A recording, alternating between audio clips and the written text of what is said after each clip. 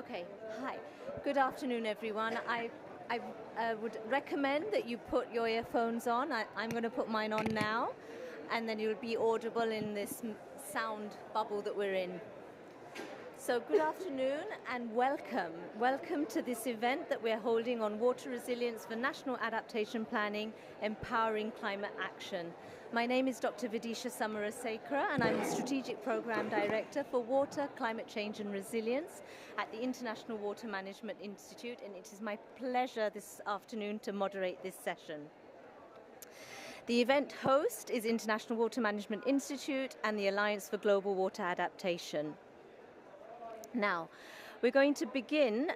This event is something that we are wanting to use to showcase our work and the importance of incorporating resilience, water resilience, into national climate planning instruments.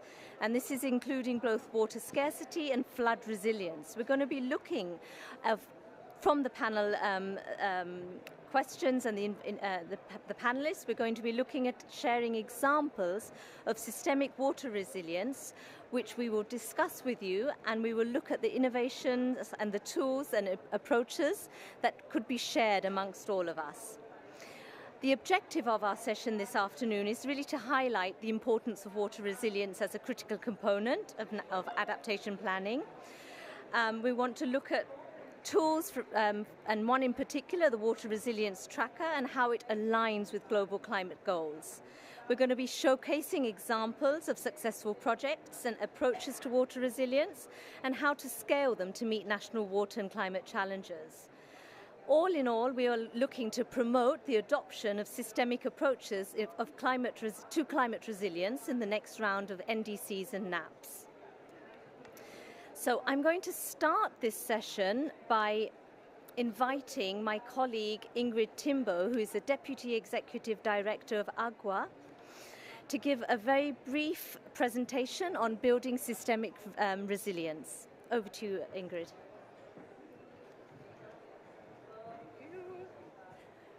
Thank you, Vidisha, and hello and welcome everyone. As Vidisha mentioned, my name is Ingrid Timbo, and I am the Deputy Executive Director at the Alliance for Global Water Adaptation. So just a few kind of remarks and framing what we're talking about here today when we talk about building systemic water resilience. So the recently published flagship report from the Global Commission on the Economics of Water, as well as the latest IPCC assessments, warn us that the global hydrological cycle is becoming increasingly unbalanced. This event is taking place obviously in the Spanish pavilion, so I don't really need to convince you all of that fact. Given the recent flooding in Valencia and the long-term drought that's happening in Andalusia. Similarly, in my country, the recent Hurricane Helene, and also I was looking up the numbers today, and in 49 out of 50 states, they are experiencing at least moderate, if not severe drought. At the moment. So it's not really an either-or scenario, it's a kind of both-and scenario, and that's happening in many other places like Mexico, Pakistan, Mozambique, China, Australia, etc. Of course, none of these catastrophic events are due solely to climate change. They're in part the result of weak or fragmented governance, data challenges, geopolitical disruption, ecological degradation. The list of compounding factors is long, but combined with climate change, these things can become lethal. And this is why you sometimes hear climate change referred to as a threat multiplier, and the impacts radiate across economies, affecting all aspects of life. However, if water is at the center of our climate challenges, then water resilience must be at the heart of our climate solutions.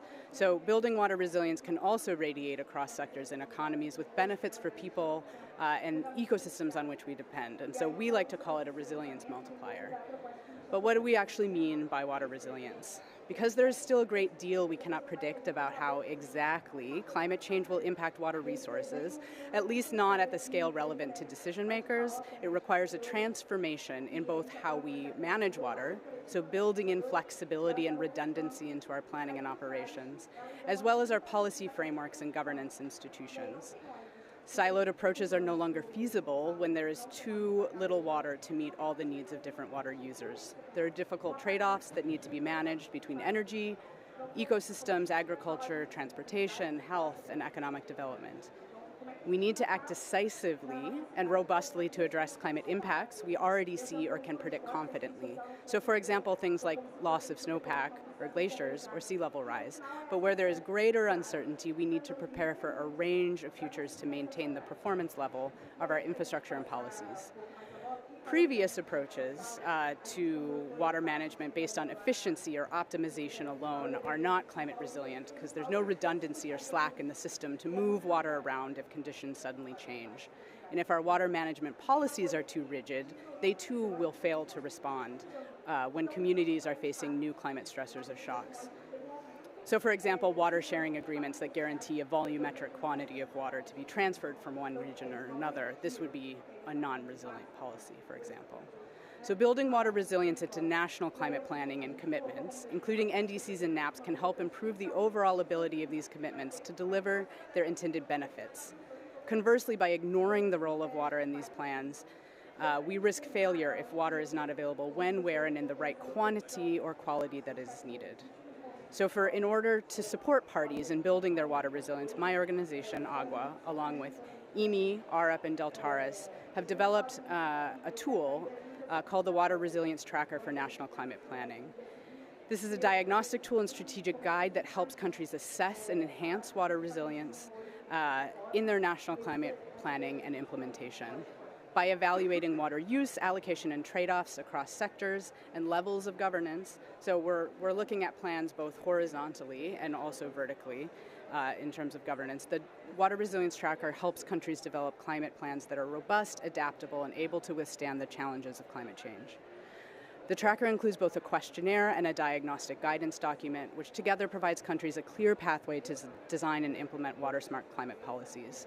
And this includes exploring synergies and trade-offs between multiple water using sectors, and evaluating the credibility and efficacy of national climate plans. So one just example before I close, right now, actually earlier this week at COP, Brazil, we've been working with Brazil for the last 6 months, looking at, I think it was 8 or 9 different national planning policies and instruments, along with their National Water and Sanitation Authority, ANA.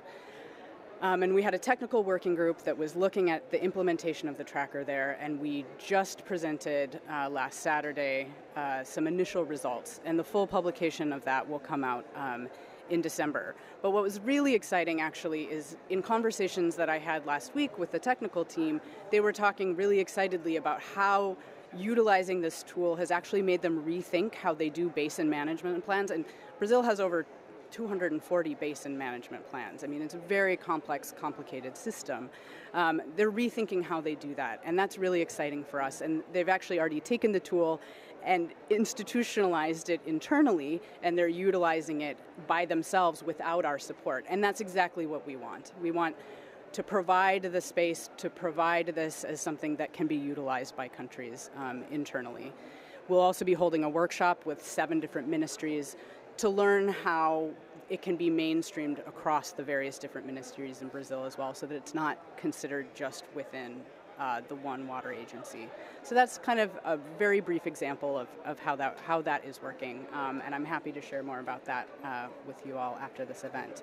But I want to turn it back to Vidisha because we have some really great country representatives with us here today who are actually going to talk about what they are doing on the ground to improve water resilience in their countries. So, Vidisha.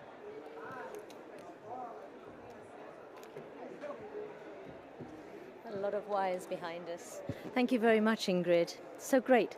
I'm excited now to turn over to the second part of the session, and that's a moderated discussion with the countries. So I am going to invite the country speakers to come to the podium, and if you could take your seats, and then I'll give a quick introduction, and then we'll start the questions. So, very pleased to introduce Maaike van Ginneken, the Special Envoy for Water from the Kingdom of the Netherlands. As a water envoy, Maaike raises water awareness, builds coalitions across countries and organizations, and shares know-how for a water-secure world. Thank you very much for being present here today, Maaike. We're very lucky to have Laura Daniel Davies, the Deputy Secretary, U.S. Department of the Interior. Daniel Davis has more than 2 decades of experience in the public and non-profit sectors. She served as Chief of Staff to Interior Secretaries Sally Jewell and Ken Salazar in the Obama administration. And finally, we have, last but not least, Isaac Kwabena Danso from the Environment Protection Agency, Ghana. Isaac is an adaptation negotiator and project officer with the Climate Change Unit at the EPA Ghana. Thank you all very, very much. I wonder, before I launch into the questions that I have for you, if any of you would like to start with some brief reflections to Ingrid's presentation. Please, whoever wants to speak first, maybe Laurie, you're looking at me with a smile, please. Yes, I would be happy to. Thank you so much. And I'll be brief. I know we've got a big program and not so very much time, but I think the thing that struck me the very most from what Ingrid shared, I see her back there, is number one, such as the reminder of the interconnectedness of water.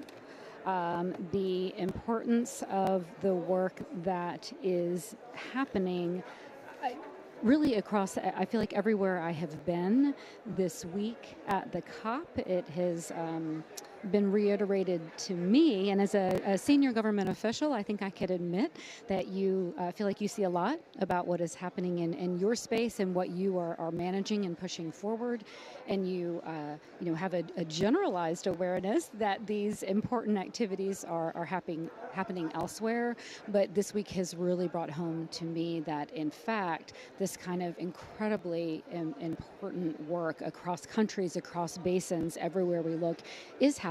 People are doing the work and taking the action that is incredibly necessary, including in particular with regard to water and its foundational importance to what's happening in the climate.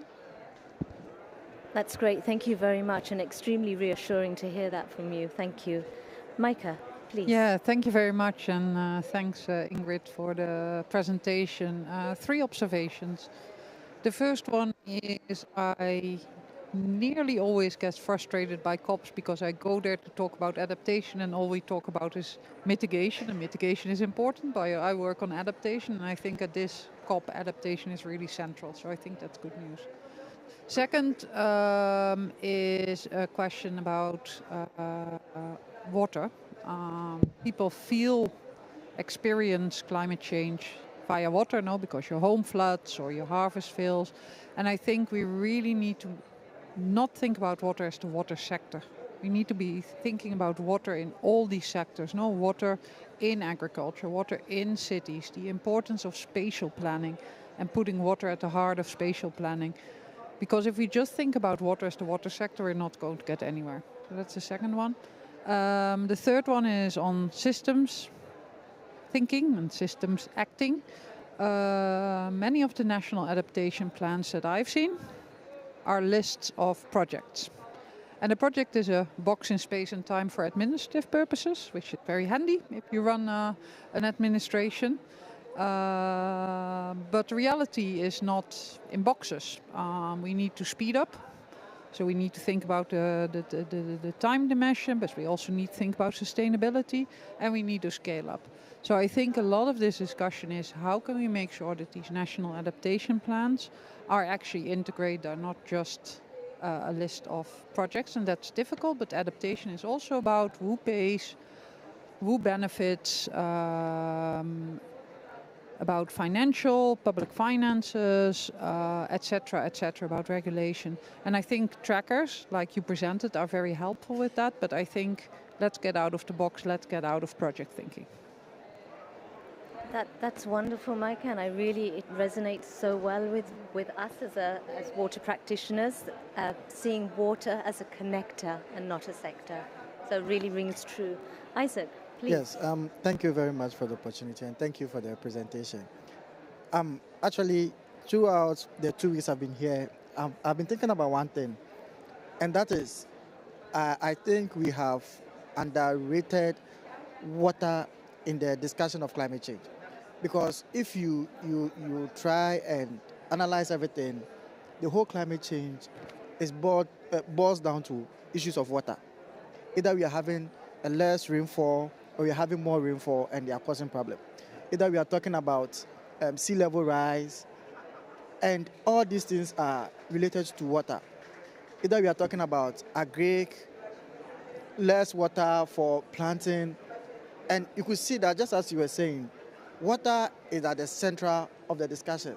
But I ask myself, how many times do we come here, discuss all these things, do the negotiation, and make reference to water?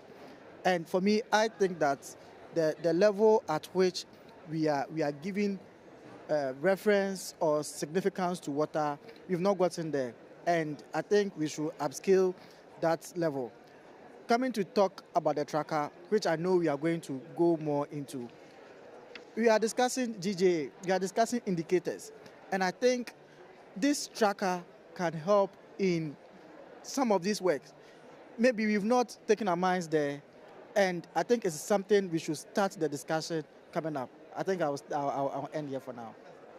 No, really, your words are like magic for us, and really, how lucky are we to have a panel like this?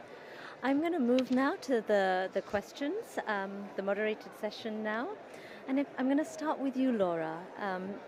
So, like many countries, the United States is facing water challenges on both ends of the extremes, from persistent droughts in the southwest to coastal and inland flooding in nearly all of the 50 states.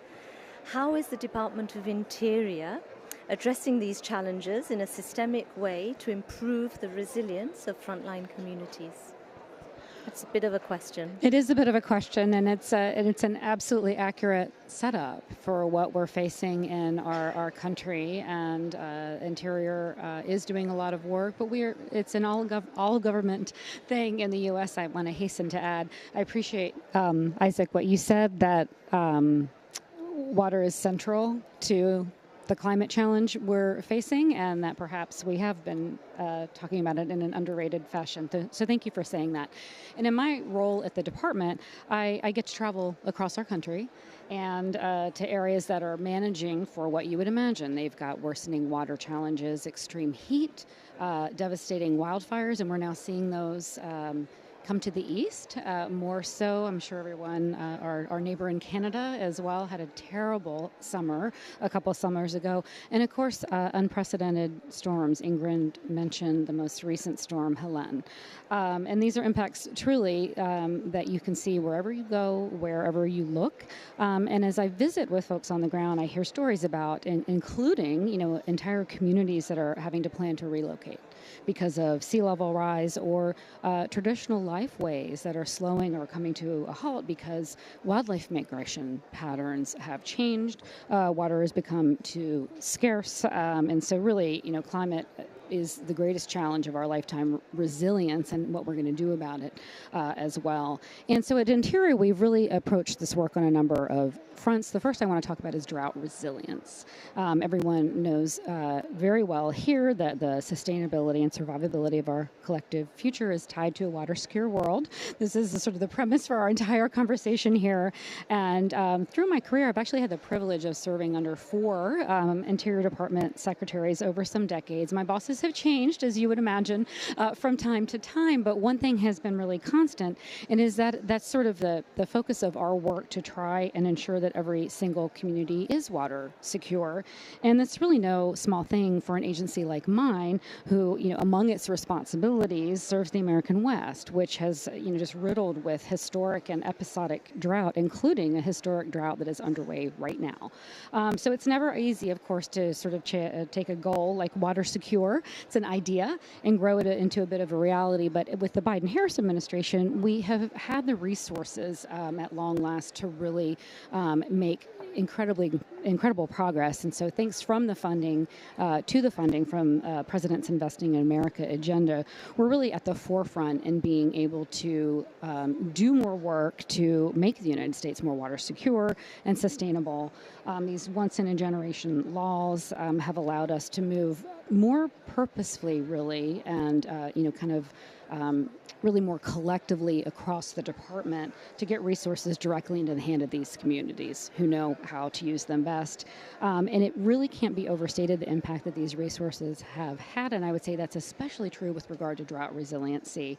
And we've seen this play in myriad ways, and some of you may see it as you sort of do intake of the U.S. news, from the Colorado River Basin, where we had a crisis a couple years ago, to the Pacific Northwest Klamath Rivers, where we have removed 4 dams and are in the middle of a very significant restoration work, as well as Columbia River, where we have concerns about salmon population and resiliency there as well. And of course, underpinning this progress that we're making is just literally hundreds of projects that we have been able to get moving because of these resources that go directly to water storage, conservation, and water conveyance. Nature-based solutions already been mentioned. Dam safety, an issue in the U.S. as well. Water purification, reuse, even sort of more work on water desalination. And really, since the bipartisan infrastructure law signing, and that happened in the first year of the president's term, so 2021, followed by the Inflation Reduction Act, the Bureau of Reclamation, who's our main water agency, has provided more than $4.3 billion for 600 projects across the U.S. Western landscape. So these range from, bringing clean, reliable water to rural communities, repairs to aging infrastructure, a distinct need across the U.S., and grateful for the resources, projects to increase water recycling, as I mentioned. And then, of course, these nature-based projects that can improve the health of our watersheds and our ecosystems. And these are, projects that are kind of doing a little bit of everything, as I've described, across our landscape. And I want to talk just for another minute is about Native communities who as much or more than many of our communities are facing the climate crisis on a daily reality, a daily basis. I've met with tribal leaders who are negotiating through extreme and chronic threats, from the storm surge, from the flooding, tsunamis even for some of our coastal-based tribes, and their lives are being disrupted by rising water that is literally at their doorsteps. And we have been able to resource something that we've never done before. It's a voluntary community-driven relocation program, which, you don't ever really want to have to think about, but we really do have to think about it, and we have to be in a position to support it in places where it makes sense. So we are assisting tribal communities that are really severely impacted by these kind of crises. The village of Newtown, Alaska, for example, we've been able to provide $25 million, and they are moving their entire village. And by the end of the year, they will be relocated into a new and a safer location. And that's, of course, an extreme example, but it is what we are seeing more of. And it's part of, this program itself is part of a nearly, $560 million investment for tribal climate resilience that's been made possible. And we do that through the Bureau of Indian Affairs and primarily, and it's, again, through the President's Investing in America agenda. The final thing I want to talk about, and this goes to sort of nature-based solutions, which are critically important to resilience. We've got doing work up and down the eastern coast of the United States. Not the only place, but important to talk about because what we've been able to do is work at scale like we've not been able to do in previous decades. So New Hampshire and North Carolina, we're investing millions to restore salt marshes that benefit these at-risk species. And salt marshes, you probably know, they're a globally rare ecosystem. They've got unique native species. They can't live anywhere else. And these are also, commercial and recreational species in some cases that support, multi-billion-dollar fisheries, recreation, tourism industries. So it's all a bit knit together on the U.S. Eastern coast. But they also do an incredibly important job of buffering these coastal communities and, have been helping save, dollars from climate-related funding. And, of course, salt marshes store carbon at a rate that's 50 times more than your terrestrial forest, and so forests are great, but these two are critical to mitigating impacts. The final thing I want to mention that we've been able to do really across the country because of the resources that we have from the President's Investing in America agenda is we've developed these keystone ecosystem initiatives, and the salt marsh is one of those, and they really spread across the U.S. and as well in Alaska, where we're seeing just horrific salmon crashes in the Yukon-Kuskokwim Delta. And it's enabled us to put focused resources, cross-cutting resources across our department to work to do this restoration and resilience work, again, at a scale that we've really not been able to manage before. And I know that each of us on this panel has a story like this where we are trying to do all the work across and do it quickly, and in the case of the U.S., resourced in ways that allow us to move more quickly and comprehensively that we have, because we know we've all got to figure this out together, and the point there's no borders. We've got to tackle it all together at once, and I do know that the enormous progress that we've made and the benefits that we're seeing. Just acknowledge, we feel very well that it's going to endure and last well beyond the turn to a future administration in the U.S. Thank you very much. I mean, it's just startling, tremendous to see the scale and diverse extent of the operations that you're managing in the States. And really, it's sounding like you're responding to what Micah was saying at the beginning, seeing water as a connector and not as a sector, working across agencies, departments, on a common purpose. So thank you very much. I'm going to move to you, Micah, now, if I may. And ask you now, the Netherlands has been long considered a global leader when it comes to managing too much water. More recently, however, climate change has also led to historic drought in your region. How is climate change testing Dutch water managers, and what are you learning that could be relevant to other coastal or low-lying countries? Thanks very much. When I told the Minister of Water of Egypt that we have droughts now in the Netherlands, he laughed at me and said, "You come back when you really have a drought, because we're talking about dry spells of a few weeks." So in Egypt they were not impressed with my droughts, but we are really concerned about it.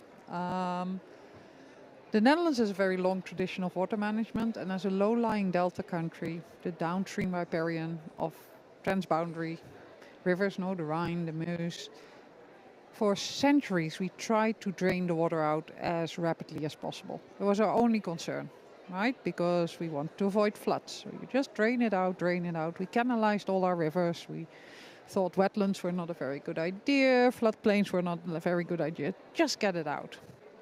And we really learned over years that that's not what we can keep doing. Because we need the water. And we need the water because we have longer periods of no rain, what you call a drought, dry spells. But there's a second reason why we need the water, and that's actually saltwater intrusion and sea level rise.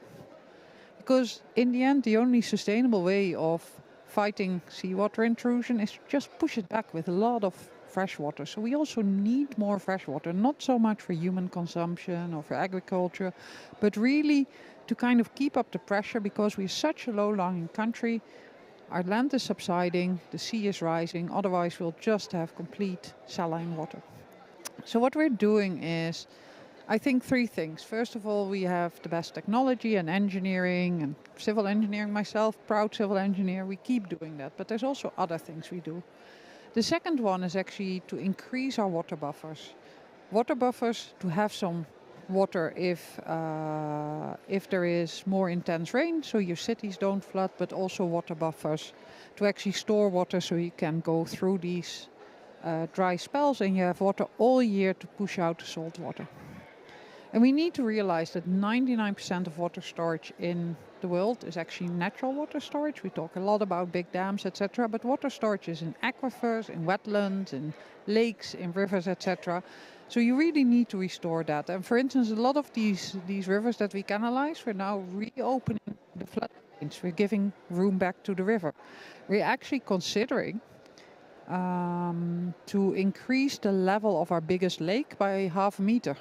Because that's water storage, right? And in the Netherlands, everything is regulated. All water management is regulated, so you can actually do that. So that's the second thing we do, really water buffers in nature. And then the third one, and I actually like how all these three things also came in your intervention, but in a different setting, is that we make water and soil considerations central to our spatial planning. Because we're starting to realize not everything is possible anywhere anymore. And that's partly because you have drier spells. Where do you do your agriculture? It's partly because of saltwater intrusion. How can you change agriculture to more saline conditions? But it's also because we still have flood risks, and our flood risks are going up because of climate change. And we have a very lively political and public debate at the moment. Where should you build houses? We need more houses. But you cannot build them in places that might not flood so often now, but they flood often in 50 years' time. So water and soil as guiding principles for spatial planning. In the Netherlands hasn't led yet, like in Alaska, to actually moving people. But it has to be part of your decision making of where you put your industry, where you put your agriculture, where you put your housing, etc.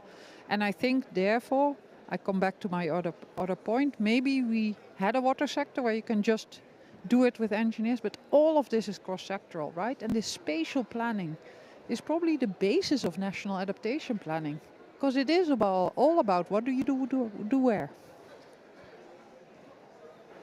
Thank you very much, Micah. Again, extremely relevant, and you can already see the strong synergies and themes across different countries in terms of planning around water and land systems. And I'm really enjoying hearing again, repeatedly, this theme of nature-based solutions.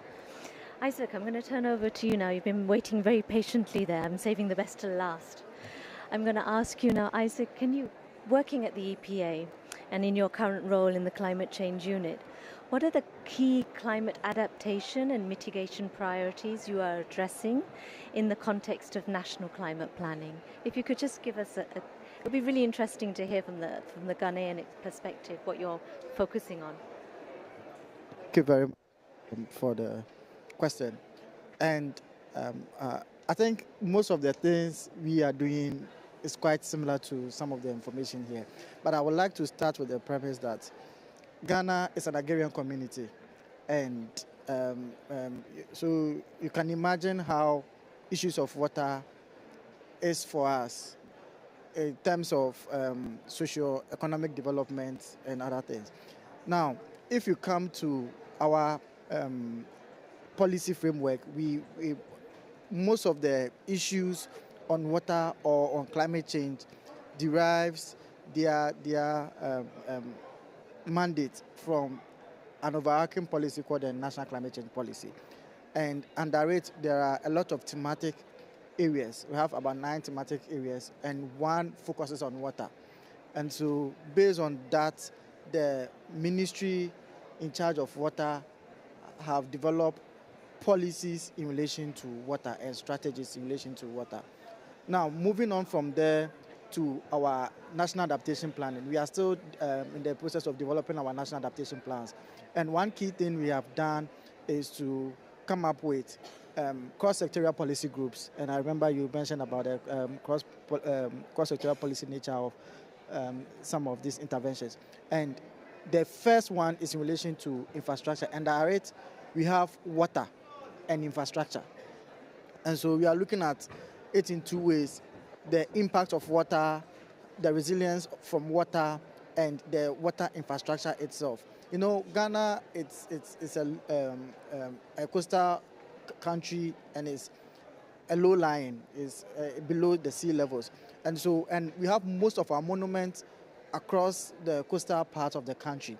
And so if our priority does not involve or is not significant when it comes to issues of water, then we are misplacing our priorities. And that is why we have water as part of the cross-sectorial policy group, and that is looking at water and water infrastructure. Moving on from there, there are a lot of interventions or other programs we have developed as a result of that. And so we have established what we call the Ghana Irrigation Development Authority. And they will look at how we can maximize the use and the production of agricultural sector with water. And that sector is also looking at how we can protect or manage water bodies in the country, especially through the We also have the integrated water management framework that was developed by our Water Resource Commission, and that is what looks at the ways of governing issues of water and water-related things in the country. We also have the small-scale water infrastructure system for agriculture production. And that is looking at the small scale because most of our farmers are subsistence and they rely on some of these things. And so we try to segregate whatever we are doing so that when it comes to, and you know, with all these things, they are locally led, so that when it comes to the protection of this infrastructure and how it affects them in terms of, yes, we are talking about the nature-based solutions, and yes, they have some of this indigenous knowledge in protecting some of these bodies. And of course, when it comes to the protection of water, it is quite clear in our laws on how water protection, and even if you are coming up with your infrastructure activities, how close it has to be with water and all that. So moving into our NAPs and NDCs, water is one of the key priorities. And that is why, for me, I kept talking about the water tracker, because we wanted to establish a data-driven process. And even in our risk and vulnerability assessment going into the National Adaptation Plan, water is key. And that is where we look at the issues of the tracker helping us in this risk and vulnerabilities. And because of that, we are rather going down to even look at district-specific and local-specific adaptation plans. Other than the national specific adaptation plans, we are trying to look at it from the horizontal and vertical approach, because we have this most of the coastal areas being vulnerable to issues of water, and we have the dry lands that are also affected at the other side of water. For instance, this year in particular, there were a lot of dry spells from during the period we were expecting much rains in the northern part of the country. But then when looking at the normal schedule, it was supposed to be the harvesting time. That was when the rain started coming. And so the little foodstuffs that were produced during that period are going to be destroyed. And if you don't take care, then that means you are going to face the issue of famine the ensuing season or the ensuing year. And so if you don't put structures right and the framework especially right, then you are going to face some of these issues. Thank you. No, thank you, sir. Now, I've had the privilege of actually visiting Ghana and seeing this gentleman in action, and really, again, there's so many similarities in the priorities and the challenges and how you're tackling them, and you couldn't be more diverse in terms of countries sitting on this table. So thank you very much. Laura, I'm going to come back to you now for a final question, and I'm feeling a little bit cheated. I would like to keep you all up here for another hour if I could. So you talked a little bit about, you referenced it in your first question, the work that the US government is doing on tribal communities. So maybe just expanding on that a little bit more. Tribal communities are historically and presently important, but often marginalized water managers in the United States. If you could give us a little bit of background to how the US government is working with tribes to bring to the forefront indigenous knowledge and science to support ecosystem resilience in the face of climate change. Thank you, and such an important question, and I think I'll start answering by saying that, you know, tribes, as you mentioned, are water managers. They've been water managers for millennia in the United States and elsewhere, and I think that's the premise we start from always at the department, and you know, not just water, land. I could go on. I do also want to say what an enormous privilege it has been for me to serve under the first Indigenous cabinet secretary ever in the United States, Secretary Deb Haaland. And it's made a big difference in how we have undertaken this work, which goes to your question. And I think I said from the beginning of the Biden-Harris administration, we knew we had to come in and look at climate change and our climate change work differently, and including figuring out how we brought forward and utilized indigenous knowledge that tribes, again, have garnered over millennia. So we did it in a few different ways. We overhauled the sort of departmental kind of manual approach, which sounds boring, but those of you that work in government know that people that work for you read those, and that sort of that guides their work. So we overhauled it completely with regard to climate change, and that goes to everything you can think about, resilience, adaptation, all the issues we've been talking about. But we also embedded we formalized really the inclusion of indigenous knowledge in each of these. And I would say, part of our premise, an important part of our premise, indigenous knowledge is science. And our determination to treat it as such and the work that we are doing across the department. So we formalized the inclusion of indigenous knowledge in our decision making, and we also, in addition to sort of embedding it everywhere, we also have a formal indigenous knowledge policy, and that has been, I believe it's first in government, and of course worked directly with many different tribes, but again. Sort of regularizing the use across the Department of the Interior of indigenous knowledge to inform all of our work. And I would say not just in our climate change work, but everything is intertwined. There's nothing that's not climate related that's happening at the Interior Department.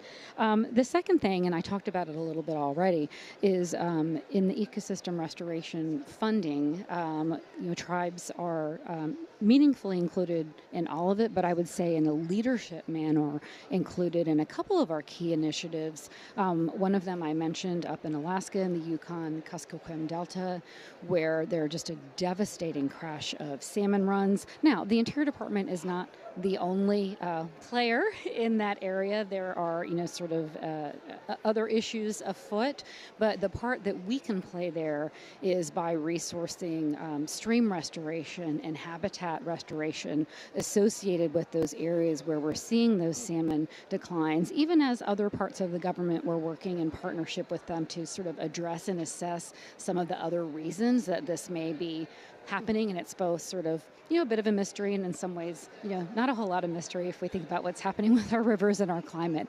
But again, sort of bringing that focus and working directly with those tribal communities. I was up there, and I think it was the fall of 2022 for a number of tribal consultations across that region, and hearing directly from those tribes what they thought would be useful in terms of restoration and resilience activities.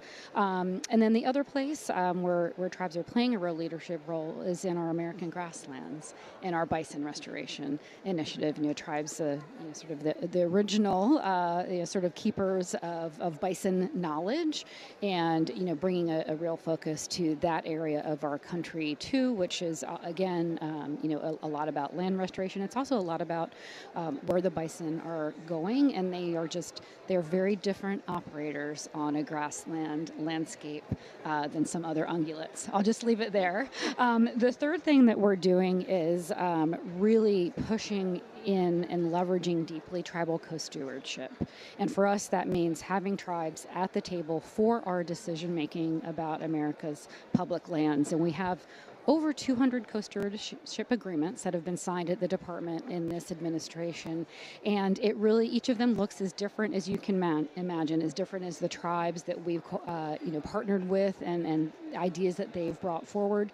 For example, Bears Ears National Monument in the state of Utah, tribes, that co-stewardship agreement is big, it's sprawling. They are at the table for every kind of decision making that is happening with regard to that national monument, how we're going to be be managing those lands going into the following decades.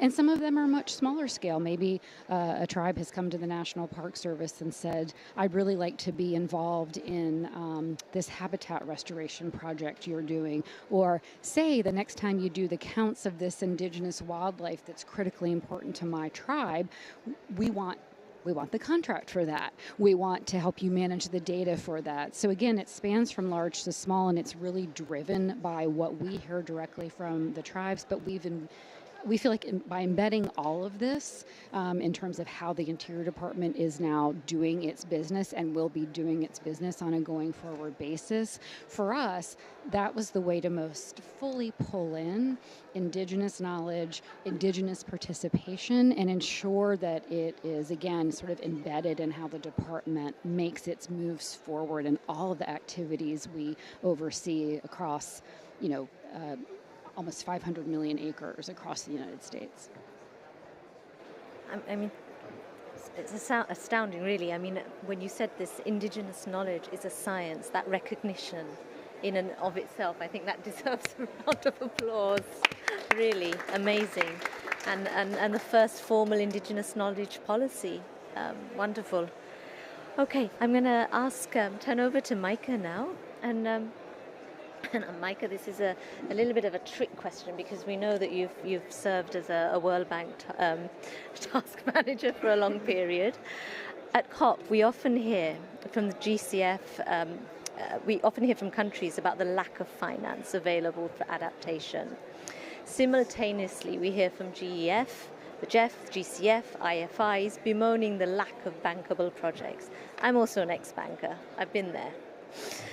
So as a former manager of the World Bank, at the World Bank, working extensively in Africa and South Asia, how can we realistically start moving the needle on adaptation finance while ensuring high quality projects that actually support adaptive capacity and resilience? I'll help you out if you need. Thank you, Vidisha. You asked a trick question. I'm going to give a trick answer then. I started by saying that thinking in boxes and thinking in projects is not going to get us there, because we're in a hurry. We need a lot of financing, we need a lot of investments, we need a lot of action. And our whole IFI system is actually set up in boxes, in projects, no? And in a way, very long time back when these people met in Bretton Woods in 1944, they set it up this way. It's kind of mimicking private finance, but it's public finance.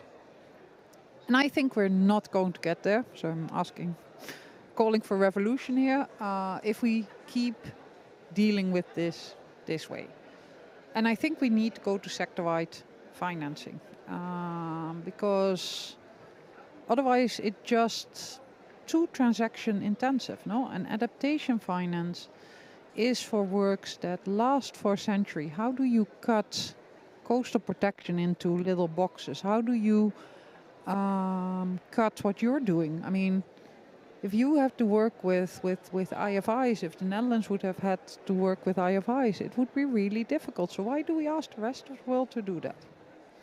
So let me give a positive example of sector-wide financing from the Netherlands. And I want to start by saying that the Netherlands is a really rich country. No, we spend 1% of our GDP on water management. That's about $500 per capita per year. And there's a lot of countries that actually cannot afford to spend that much on it. And on top of it, we actually have a lot of infrastructure.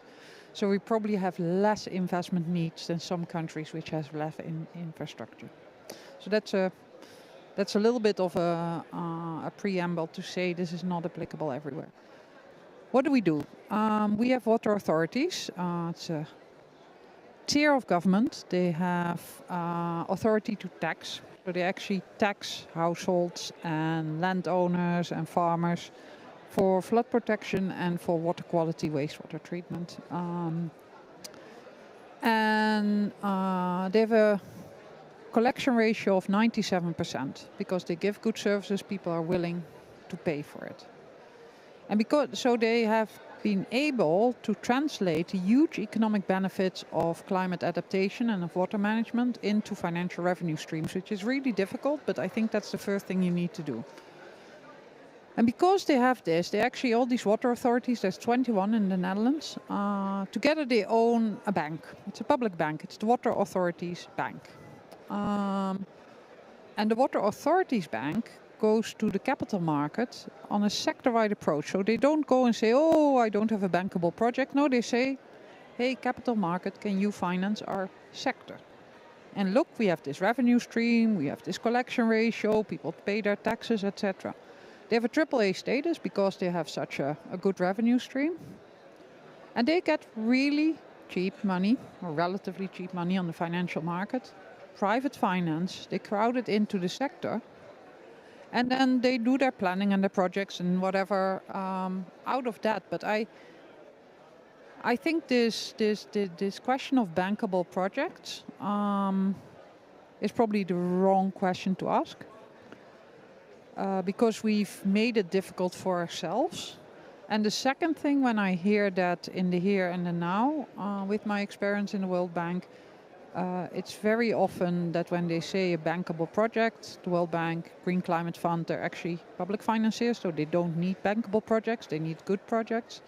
It actually means you don't have projects with all the fiduciary requirements, environmental, social, procurement, etc., all done. And I think what we, now being outside of the World Bank system, last thing to say is that I think we tremendously underestimate how much money and manpower, women power, it takes to get from a project that you think is ready, right? I have an idea, it's more or less this, to detailed design, procurement documents, all these studies. Very often we think, oh, if we have $500,000, we can do this. No, this takes often 3 million, 4 million, 5 million. And that's true in the Netherlands, it's true in the US, it's true everywhere. And we sometimes think that in the countries where these IFIs work, it would be possible to do it for $200,000 or $500,000. It's just not true. So we need to find the money to do that. And I think the trick at the World Bank, and then I'll really stop, has always been that the World Bank normally has series of projects and you actually finance the design of the next project in your earlier project. And that's probably where you can do it, but we need to do it, but let's get away from those projects and just do it sector-wide. That's my bottom line. Couldn't agree with you more. I can't even imagine what we would have been like in the same bank. So I was with the ADB. But I also, one of the points that you said, which I think was really important, is the amount of money and investment of that pre-design phase and the requirement for analytics around that to support the investments. I think that's really something that the IFIs are missing a trick on. But thank you. Last and final, very final question to you, Isaac. And thank you for being so patiently waiting there. So it's actually a bit of a follow-up to the first question that I asked you. I'm really interested in learning a little bit more about the main challenges you find in implementing some of the priorities that you identified as part of your role in EPA. And how do these challenges affect or impact the overall effectiveness of climate action initiatives in Ghana? Okay, thank you once again. The first thing would have been issue of finance, but I won't talk about it. Yeah. Next thing I would like to talk about is the issue of policy coherence.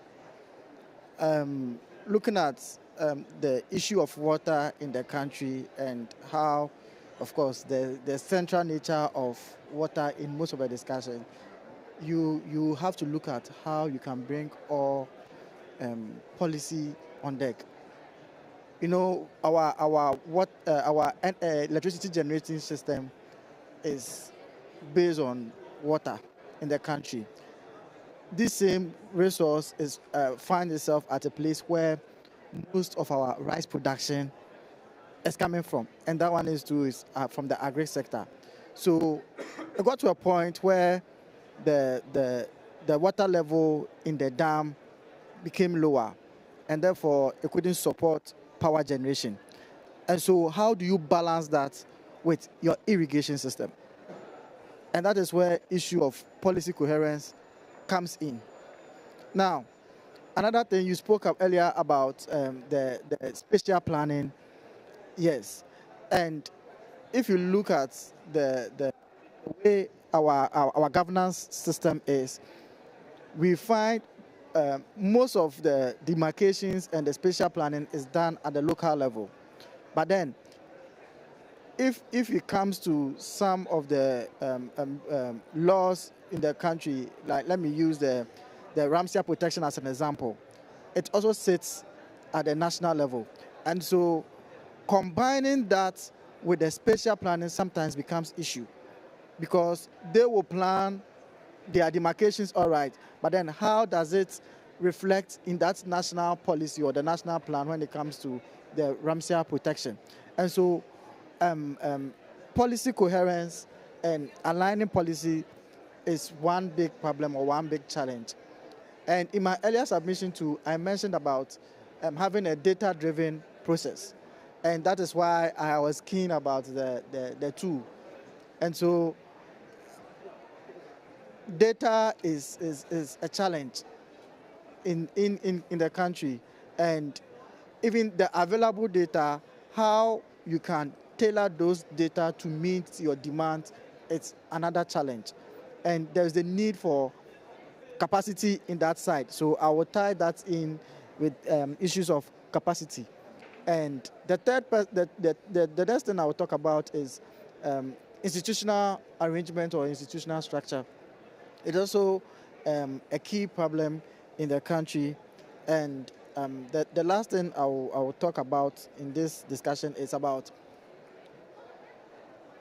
I wanted to talk about communication, but let me start from this angle. You know, most of our local communities are not quite elite. And so sometimes it becomes difficult translating most of this local or indigenous knowledge into the science. And what we are doing now is to try to gather some of this indigenous knowledge and see how we can inform them with the scientific basis. And that is a challenge. You know, when it comes to these local or indigenous people, change is very difficult. And so if you are able to speak to them in their own language, it becomes good and they easily adapt to it. And so how do we put the indigenous knowledge in a scientific basis so that we can communicate that to them in that the language that they understand? And so it brings me to an issue of a language barrier, looking at it from the science perspective and the local or the indigenous knowledge perspective. How do you bridge the gap between the two? Is a key challenge in this discussion. And so, yes, these are some of the discussions I'll talk about, but I won't forget about the issue of finance as well. Thank you. Thank you very much. Look, it's with great regret we're over our hour, and you know this has been such a fascinating discussion. In many ways, I'd like to keep you captive here and have other people in the COP come and listen to what we've had talk about. So rich, so important, and so integral to the discussions that are happening now in COP. So please join me in saying a big thank you to our panelists. Really, really very much. So appreciated. Words like gold. Thank you very much. And that's a wrap, folks.